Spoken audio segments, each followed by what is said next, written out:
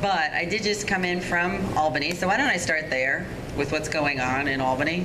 The press is not covering anything other than rent control, but for us, where we are is on the eve of actually having a bill numbered in both houses that is the same as for full repeal.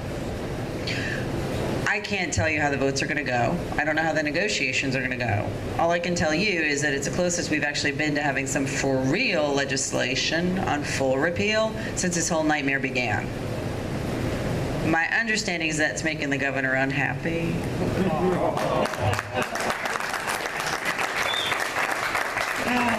You know, he may need therapy. It's also making, though, some of our legislators unhappy. So I think that's maybe where I want to start with you from an activism standpoint is this. We do not have a united Republican conference. Let me tell you, from 2 solid days on the ground, going back and forth, if you know the setup in the building, between the Senate chambers and the Assembly chambers, and then up and down every floor in the Legislative Office building. And if you've been following on our Facebook page and you've been calling in as we've put out the urgent action alerts with the names of various members of the Senate Republican Conference and their telephone numbers, at one point yesterday, what I was told was we only had 20 out of 32 of the Senate Republicans on board for full repeal. Where are they from? Think about that for a minute. 1/3 of the conference doesn't see the Second Amendment as sufficiently important to spend political capital in Albany. What they have been trying to do is pass what's called a partial. Their version of a partial is this. The SAFE Act is a 39-page single-spaced bill that came out of the Senate in January of 2013. I've lived with it on a full-time basis since the minute it passed the Senate, even before it passed the Assembly. So when you tell me you got a 10-page double-spaced partial repeal that covers all of 4 topics, the question we're getting is, will that appease your membership? No.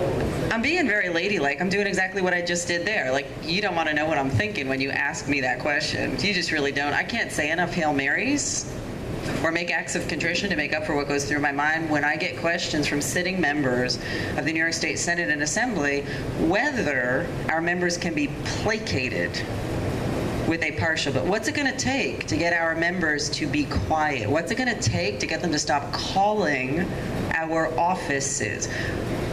What's it going to take to stop a primary candidate? Well, how about you stand for Republican and conservative values? We can start with that. And we can start with the Second Amendment as a fundamental right. And we can start with, well, wait a minute, you've come to our scope meetings, you've asked for our endorsements already, you've asked for high ratings during our election cycles. In fact, you've asked for money. Apparently, we don't give enough money. Part of what I'm understanding is that the New York City PACs give the candidates more money than we do. Last time I checked, no matter where your money's coming from, you still represent the people in your district, or did I miss something? Like, was there some revision to the New York State Constitution I missed y'all are aware of? I try to keep up with it. Our Constitution in this state gets amended as often as a blog, a periodical. You know, it's hardly treated as cast in stone.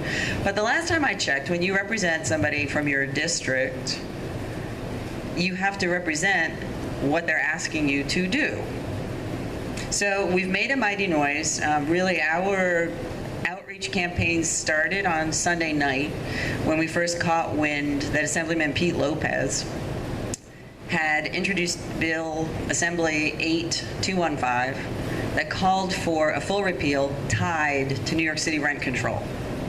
Now, the funny thing about all of this is, of course, we started out with all kinds of problems with New York City 3 years ago. We're now tied, once again, to New York City. The New York City contingency is saying they don't really care about the SAFE Act, and my response to that is, well, great, then repeal it. If you don't care, then vote for full repeal. What difference does it make to you? You already have stricter gun control laws in New York City. They are already not working. We already have been watching the news roll out the last several months that what you are doing down there doesn't work, so please don't impose even part of it on us. Not sure, the folks from Nassau, Queens, Suffolk, Bronx, Brooklyn. So then what do I have to do? I have to say, well, I was raised in North Jersey. Oh, suddenly they go, oh, she gets us. Okay, let me think about that for a minute. So apparently we are not all New Yorkers, but if you're from North Jersey, that's an acceptable second.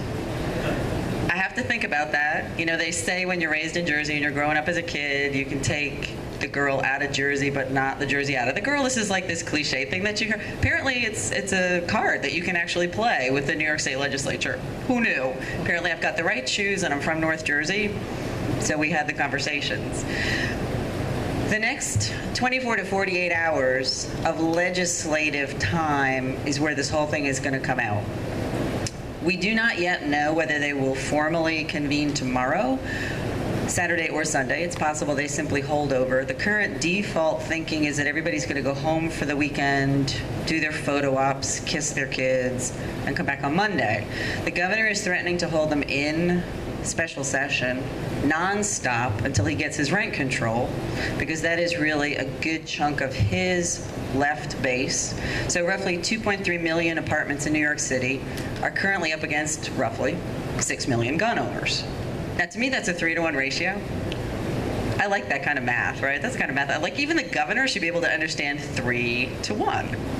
It's pretty simple, right? He might not know too much about the Constitution, but I think on the digits, he can get that much about it in terms of our voting potential. Certainly, the Republican conference gets it because, again, the question that's coming up is the primary question. Are you going to primary me for my seat? What we're going to need you to do is this. If you're on Facebook, look at the Scope Facebook page. As we're posting, please call the following. Those are either the votes we need to shift or the people we really need to annoy. And I mean, quite flat out, that is part of what we've got to do is annoy. Particularly Senate Temporary Majority Leader Flanagan, who is from downstate, who is not in favor of full repeal, but who is going to be shaping the entire final leg of negotiations. So there are 3 pieces that are left: the details of the rent control bill, a special tax credit that hasn't yet made it into any bill, and us. And the hope is that we can kind of draft in behind, just like 2 cyclists on the road, we can draft in behind the New York City rent control. It's a long shot. I mean, I want to be completely clear, but give you the most up-to-date information that I can. I'm a long-range shooter. I do 308. Anybody who does long-range, you're waiting for that shot. You might have 2, 3, 4, 5 minutes on setup, and if there is no shot, you don't even take up the first stage of your trigger. There is a line of sight through this. What are the odds? Slim. But what odds have we had for 2.5 years? 0.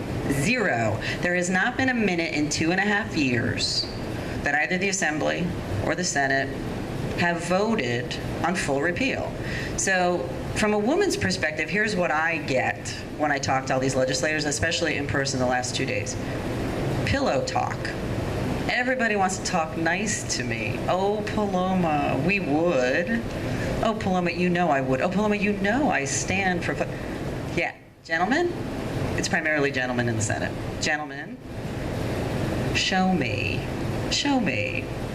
I don't get, words are meaningless to me 2.5 years into this, with our membership fighting as hard as they do for everything from lawn signs, chicken barbecues, to raffles, to calls, to letters, to emails, to trips to Albany for lobbying day. Words mean nothing to me at this point.